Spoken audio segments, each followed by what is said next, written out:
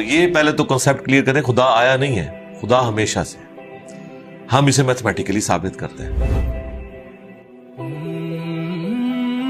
देखें, जो universal truth establish हो चुके हैं उसको तो आप कोई दोबारा से चैलेंज ना करें। यानी ये यूनिवर्सल ट्रूथ है कि 2 + 2 = 4।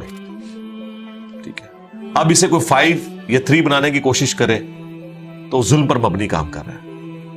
आप दोबारा से व्हील भी इन्वेंट कर लें तब भी ये मैथमेटिकल इक्वेशन तो अपनी जगह रहेगी। बिल्कुल इस तरीके से ये चीज एस्टेब्लिश हो चुकी है कि कायनात पहले नहीं थी तो आई है। आपको पता है कुछ अरसा ये नजरिया रहा है 17वीं और 18वीं सदी में कि ये स्टेडी स्टेट कायनात है, हमेशा से ऐसे ही चल रही है। लेकिन ये अब नजरिया अपनी मौत मर गया। हम जिस एरा में बैठे हैं ना, ये नजरिया खत्म हो चुका है। आज से नहीं, बिग बैंग के बाद से ही, जब वो हबल ने वो टेलीस्कोप के जरिए चीज देखी थी, तो हबल ने ये देखा कि कायनात में जितने भी ये इजराम फल्की हैं, यानी आसमान पे जितने आपको सियारे सितारे नजर आ रहे हैं ना, इनमें एक कॉमन चीज ये है कि सब एक दूसरे से दूर जा रहे हैं। और उसके लिए उसने स्पेक्ट्रम जब ड्रा किया, स्पेक्ट्रम जब ग्रेजुअली किसी चीज का लाइट का स्पेक्ट्रम रेड की तरफ शिफ्ट हो, इट मींस कि वो आपसे दूर जा रही है। तो ये चीज लॉजिकल थी कि जब ये दूर जा रही है तो इसको टाइम में रिवर्स किया जाए तो किसी एक जगह से शुरू हुई होगी। यानी मैं हाथ में कुछ बॉल्स पकड़ूं और उन्हें यूं फेंकूं, सारे एक दूसरे से दूर जाएंगे। और ये एक यूनिवर्सल ट्रूथ है कि ये दूर इसलिए जा रहे हैं कि कहीं एक जगह से ये स्टार्ट हुए थे। ये तो एक नेचुरल चीज है। अच्छा, उन्होंने कहा कि अगर हम टाइम को रिवर्स करें और ऐसे पॉइंट पे पहुंचे कि जहां से ये चीज स्टार्ट हुई थी, तो उसको साइंटिस्ट ने नाम दिया कि वो एक ऐसा पॉइंट था कि जिसकी डेंसिटी इन्फिनिट थी, ना खत्म होने वाली, और वॉल्यूम 0 था। वॉल्यूम 0 है और डेंसिटी इन्फिनिट है। इट मींस क्रिएशन एक्स नहीं लो, अदमे महज से वजूद, कुछ नहीं था तो ये हो गया। और फिर वो कहते हैं कि ये जो बिग बैंग हुआ है, इस बिग बैंग के बाद अगर 1 सेकंड के ट्रिलियन हिस्से के अंदर भी जरा सी डिस्टर्बेंस आती तो ये कायनात वजूद में नहीं आ सकती थी। और ये तो सिर्फ वजूद में आने की बात है। फिर जो billions of fine tunings planet earth के ऊपर मौजूद हैं, हर सियारे के एतबार से हैं, जमीन का सूरज से फासला, फिर इनकी ग्रेविटेशनल फोर्स, इनकी मूवमेंट, स्पीड, ये तो एक पूरी एक समझ ले एक ऐसी फील्ड है जिसमें इंसान जाके गुम हो जाता है। इन सारी चीजों को कंसिडर करके स्टेडी स्टेट कायनात की थ्योरी तो होगी खत्म और बिग बैंग होगी एस्टेब्लिश। अब यह तो साबित हो गया कि क्रिएशन एक्स नहीं लो हुई है, यानी इंसान या कायनात ये पैदा हुए हैं। प्रॉब्लम तब थी आपके लिए जब आप ये मानते कि ये भी हमेशा से इंसान पैदा हो रहे हैं और दूसरा एंड कोई नहीं है। ये तो मसला हल कर दिया आपका साइंस ने। उनका नहीं, क्रिएशन तो हुई है। अब इसका क्रिएटर है या नहीं है, इसके ऊपर वो आके बात करते हैं। अब ये जो फाइन ट्यूनिंग्स हैं, इनको समझने के लिए इतने दिमाग की जरूरत है, इतने ब्रेन्स की जरूरत है। डीएनए की स्ट्रक्चर को समझने के लिए, इस हार्मोनी को समझने के लिए, बनाने के लिए नहीं सरकार, इतने ब्रेन्स लग जाएं। आज तक हम डिस्कवरीज ही कर रहे हैं। ये जितने हम चीजें दरियाफ्त करते हैं ना, वो हम कानून कुदरत दरियाफ्त करते हैं। यानी अगर हमने ये चीज एक्सप्लोर कर ली है कि सूरज मशरिक से निकलता है, मगरिब में गुरूब होता है विद रिस्पेक्ट टू जमीन, वैसे तो गुरूब होता ही नहीं है ना, निकलता है। तो ये एक फिजिकल फिनोमिना है जो हमने डिस्कवर किया है। इस फिनोमिना ने सूरज को पैदा नहीं किया। ये क्रिएटर ऑफ सन तो नहीं है, ये अगर आपको पता चल गया। अंडे में से चूजा निकलता है और चूजा इतने अरसे के लिए अंडे को आप गरमाइश में रखते हैं 22 दिन के लिए मुर्गी के नीचे या किसी मशीन में, तो इस इंफॉर्मेशन ने चूजे को पैदा नहीं किया, बल्कि ये चूजे के पैदा होने के बारे में इंफॉर्मेशन है।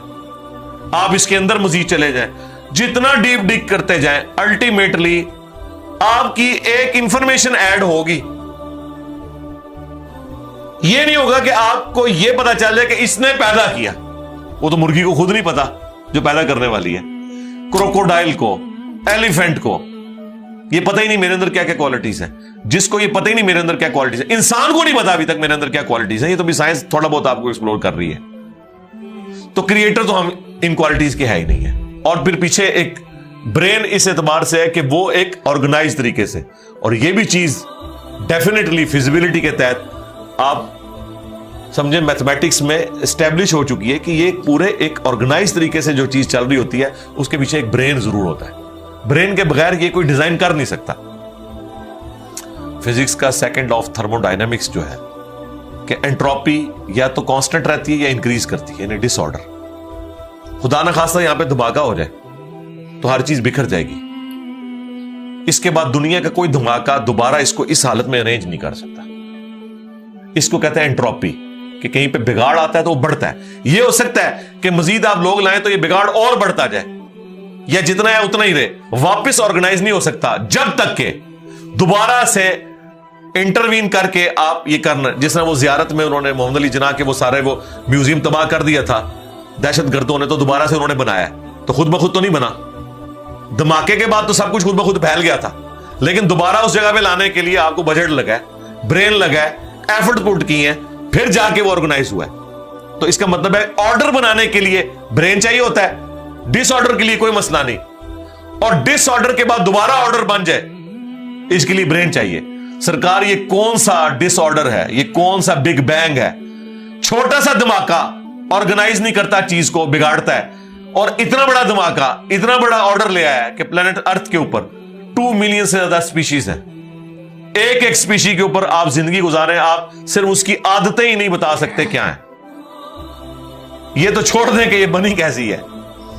तो ये तो एक ना खत्म होने वाला सिलसिला है।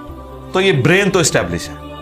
अब अगला स्टेप ये है कि ये जो ब्रेन है, वो रिचर्ड डॉकिंस भी कहता है ना द गॉड डिल्यूजन में, जब फ्रेड हायल का जुमला उसे कोट किया गया ना, फ्रेड हायल एक बहुत बड़ा समझे फिलोसोफर भी था, साइंटिस्ट भी था। उसने कहा था कि इंसान का बन जाना खुद ब खुद ये इसी तरह का फिनोमेना है, ये इससे बढ़कर कॉम्प्लेक्स फिनोमेना है कि कोई शख्स ये क्लेम करे कि कोई हवाई झक्कड़ टॉर्नेडो चला और उसने कूड़े कबाड़ के ढेर से मटेरियल उठाया और एक बोइंग 747 तैयार कर दिया।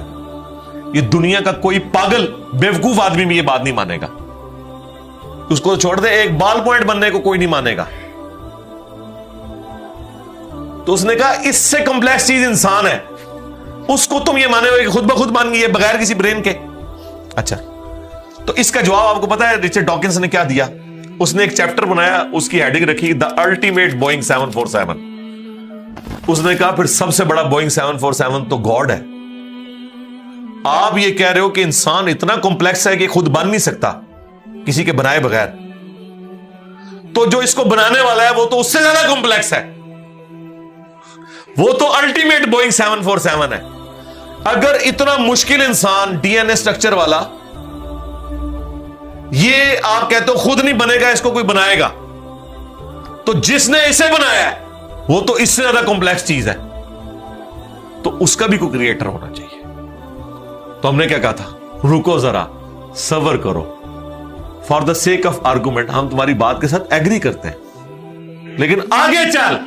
हाँ, वो जो क्रिएटर है जिसने हमारे क्रिएटर को बनाया होगा, तो यकीनन वो हमारे क्रिएटर से भी ज्यादा कॉम्प्लेक्स क्रिएटर होगा, तो फिर उसका भी कोई क्रिएटर होना चाहिए। अब तू क़यामत तक लगा रहा है, ये इक्वेशन कहीं खत्म नहीं होगी। ता वक्त के कोई एक क्रिएटर ऐसा हो जिसे किसी ने ना बनाया हो, तो वही तो है लम यलिद वलम यूलद। सूरह इखलास में ही तो डेफिनेशन है, लम यलिद वलम यूलद। सरकार ये आपको मैथ समझा सकती है, ये आपको फिजिक्स समझा सकती है, ये कितनी बड़ी डेफिनेशन है। हमने बचपन में ऐसे ही याद कर लिया कि ना उसका कोई बाप है ना कोई बेटा, ना, ये तो हम एक अखलाकी से तर्जुमा कर रहे हैं ना। तो एक्चुअल तर्जुमा है कि ना वो खुद किसी से निकला है ना उससे कोई निकला है, वो हमेशा से है। इसलिए बुखारी मुस्लिम में हदीस है कि तुम्हारे पास शैतान आता है ना, तो कहता है पहाड़ों को किसने बनाया? तुम कहते हो अल्लाह ने। पूछता है दरख्तों को किसने बनाया? कहता है अल्लाह ने। तुम कहते हो उसको जवाब के तौर पर जब वो सवाल पूछता है, फिर मुख्तलिफ सवाल करता है, तुम अल्लाह कहते हो, एंड पे वो कहता है अल्लाह को किसने